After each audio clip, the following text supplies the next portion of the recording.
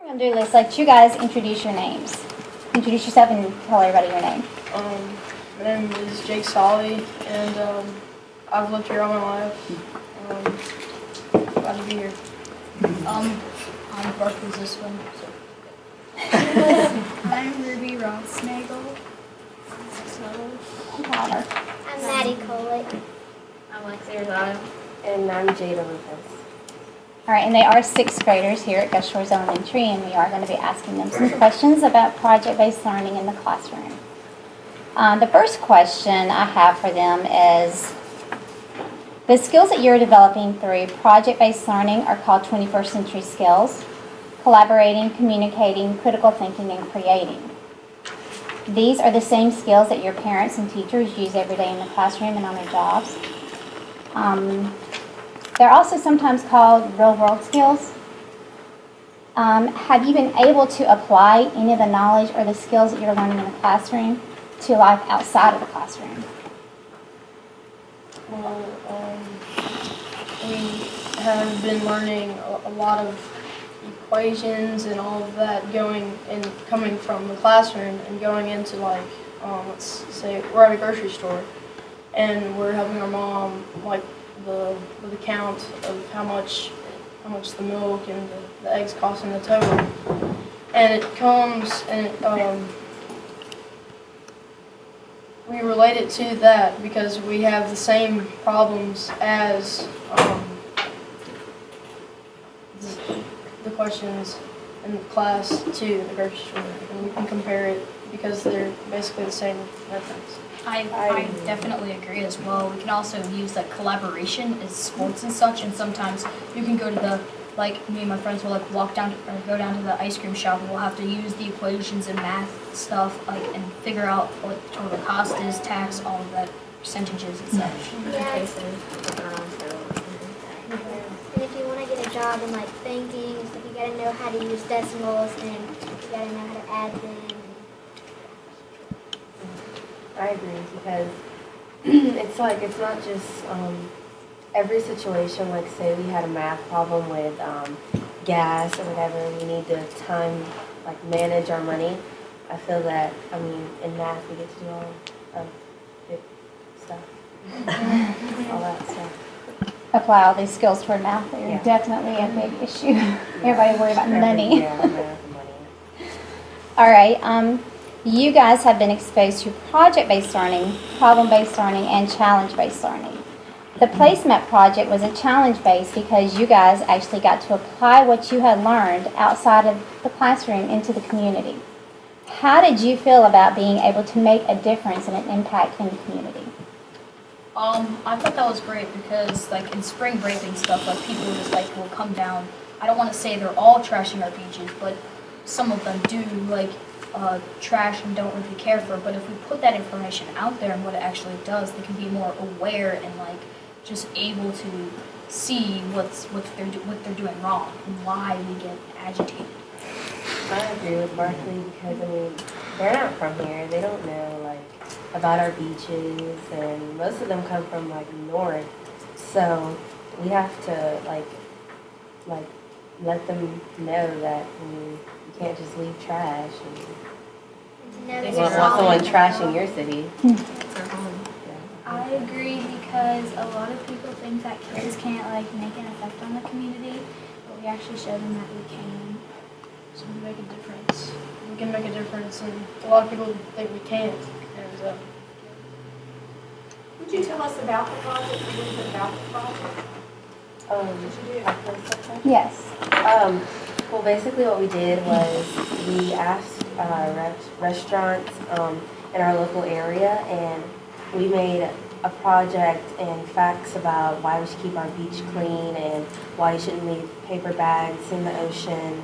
And then we took them and we print them out, and we basically have all of our placemats in 6th grade presented, and we see the 3 top best, and we send them out to restaurants to be placemat during spring break. And once we put them out there, it'll go to different restaurants, and people will see them and be aware and What did color y'all, them. what did y'all do to persuade the restaurants to use them? How did y'all persuade them? We wrote a letter to them telling them how they should use our placemat because it'll teach all the spring breakers and the visitors about how to keep our beaches safe and clean. And it's how to keep like them safe too, because like the red flags, they may not know what flags mean what, and they could go in the water on a red flag and get like hurt or pulled out by like a rip current or something. It's very powerful. All right. What do you think are the biggest differences in the way that students were taught in the past compared to the way that you guys are being taught today? There's More a big technology. difference. Yeah, and technology, I really agree. Because we can go deeper and deeper into more subjects, like, say it's like about Abraham Lincoln or something. We're studying Abraham, and all we have is a textbook. Like, and since the past years have gone by, we learn more and more, and then we have the technology to go deeper and deeper into Abraham Lincoln. I'm like, study a lot And more. when we engage, when we came from like paper, pencil, and books, and now we're like technology, barely paper, pencil, and we get to learn more, engage in more activities. And the information you have in the textbook, that's like all you have, but with the technology, you can go on all different websites and you just get more out of it. It's true. Right. And it's easier also to find evidence and such because you have so many articles to choose from and different things. And again, like Jake said, you can just go deep and deep and stuff and like explore different topics that we haven't really done. And not just to explore the basics on your textbook. It's, yeah. You mentioned the word engagement in the classroom. What does that look like? It's like, like when you're reading, I mean, sometimes you get bored in history, and when you're having a math book, you're just, you get to see more features, and yeah, you connect in different activities. Like you go on a website, you get to play a game, and you can also read at the same time. So It's an it makes educational game, yeah. right? Yes. It's educational and it's fun at the same time. Not just Yeah. Right. And like if you can, it's not like in textbooks they just cover like the basics of like magnetism or something or Newton's theory. But if you can actually go deeper and deeper into that and just do different things with it. And like Jada said, you could kind of experiment it with yourself and without even having to buy anything. You just have to just go onto a website and experiment with it. So. Does anyone else have anything they want to add? I have a question. Mr. Nettles, would you explain to us how it's different in the classroom when you work with other people? Is school harder or easier? I think it's easier because, like, there's more stuff that, like, you can do.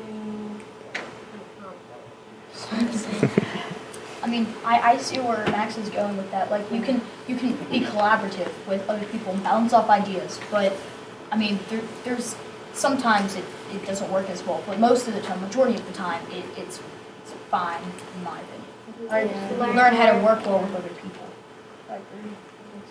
That's another real world situation, working with people. You don't get to choose who you work with most of the time. So you're going to have to learn to work with people. Right? Great point. Learn to work with teams and I such. think there's different ideas that can be that can expand into a whole project. And I agree with Barkley on what he said. So, yeah. Any more questions? Yes. What about when somebody in your group is not doing their part of the project, not pulling their weight?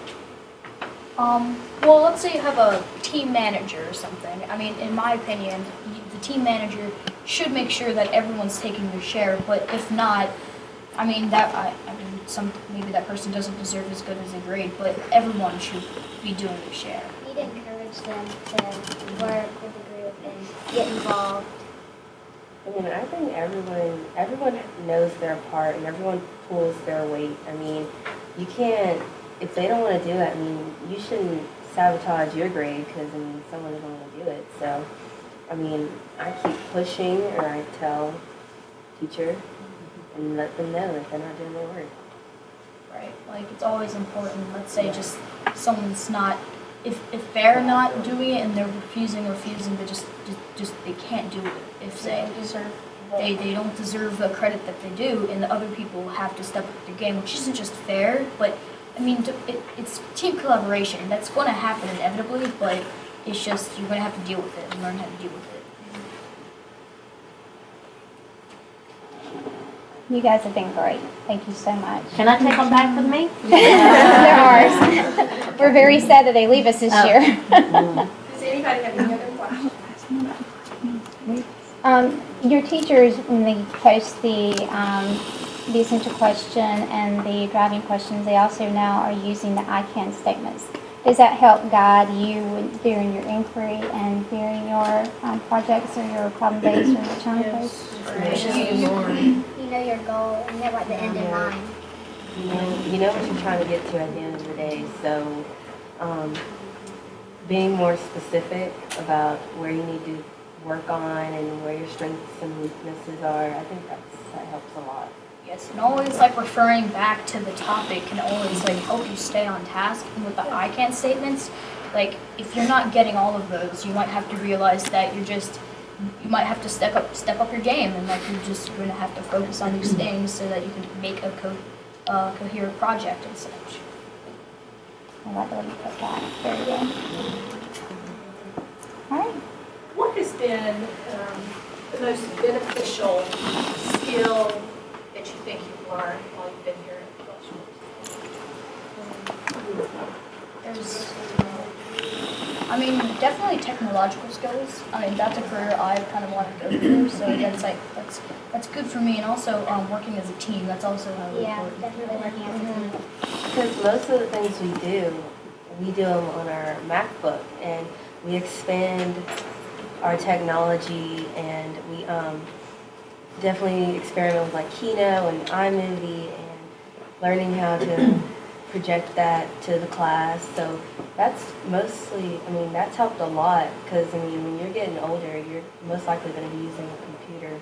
Yeah, and So- like presenting stuff, so it kind of gives you guts up. And when we collaborate, we benefit from each other. And that's what creates the big picture of your project. So that's really what Are you ever given voice and choice in what you're learning? Yes, I mean, like a while back on science, we did a biomes project. We got to like basically choose our biomes, which I thought was fun because you don't want to be stuck with doing the opposite of what you want to do. You're just going to have a bad time, and it's like almost probably not going to be as a good project. So to know what you get a good grade for what you choose to want to do. It's definitely more good. interesting. Like if I'm like one of the biomes or like the tundra or something like that, like I don't want to learn about the snow, and then you get to choose. You get to choose. Like, okay, the Amazon's pretty cool. I like all the tropical animals, so I mean that's pretty cool to like be able to choose what you want to learn. Does it help you stay motivated when you have that voice and choice? yes, like It makes you want to learn more. Yeah, something you don't like, you don't want to go, like you. Get it sometimes you over don't get- with. Yeah, like you. it's just like you enjoy what you're studying. It's not like that boring old school you see depicted in movies and such. Stereotypical. I have one other question. You mentioned that you find a lot of evidence online and, that you have everything out to explore more topics. How do you stay focused? And, you mentioned the learning targets. I know they help, but when you are internet researching, do you have tips to help you stay focused? And how do you narrow down your, instead of kind of getting lost in all of the information, how do you keep it focused? What I like to do is, when we're working in a group, I like to stick with, we each get our part topic, and then we get what we're doing. So like I would do, like let's say we're doing tundra, I would do the fauna, and I just look at the fauna, none of the flora. So I would go to like what I'm looking for most. Like my go-to website is National Geographic, and if I'm in the rainforest, whatever, I I look for like animals that live there, and if one of them interests me, I go deeper in that one, and that'll help me stay focused. Like, what do they eat, and what are their predators, and that helps a lot when you are going after that But subject. again, you don't also want to get too deep because you want other Yeah. information for other animals too. How do you know if it's a reliable source from the internet? Well, usually you go to different sites, or I go to different sites, and if they're saying basically the same thing, I know it's probably true. And honestly, if you go to National Geographic, it's like a licensed thing. I mean, it seems pretty legit to me. Teachers play a lot in that over Yeah, the they years. teach you Like a lot. over the years, we come across a lot of websites that teachers have put out there for us, and once you find that website, you think it's pretty cool, you stick with that website most of the time. I mean, you explore different websites, but you stick with your go-to website most of the time. So it basically has everything you're looking for. Right, and again, just like you look at different websites, and if it's practically saying the same thing, just very cool. I'm just wondering, when you do your project-based learning, what kind of percentage balance do you have? Is it all technology on your MacBook? Is it all, do you use other information? I'm curious what you think the value of books, how does that still weigh in with Deals do GSES? help, because those are another source that you can use. It's optional. Right, but like sometimes we'll do a project and we'll get all our information and put it on a document on a computer, but then we'll portray that in like a poster or like a presentation, a verbal presentation. So Yeah, like one of our recent essays and reading, we didn't use our computer. We used paper and pencil, and like an argument of writing, that's what it was, and like printing things offline that the teacher gives us and organizes our work better. right, we don't always just use our computers. Yes, it is a very beneficial item. Like it would be, if I go back to like the way school was without the computers, it'd be pretty boring compared to what we do now. I've known Marky for a long time, and he's very beneficial to technology. Yes, But you see the balance of, yes, it's a pretty even ratio almost. All right, ladies and gentlemen, you have this audience of teachers and principals out here. What words of wisdom would each of you give to them about teaching students? Do you guys just want to go around? Wisdom. That fascinating? Just advice. What advice? Technology is like way easier than paper and pencil for kids. Yeah, I agree with her. I like how you can get deeper into a subject, like what Jake said earlier.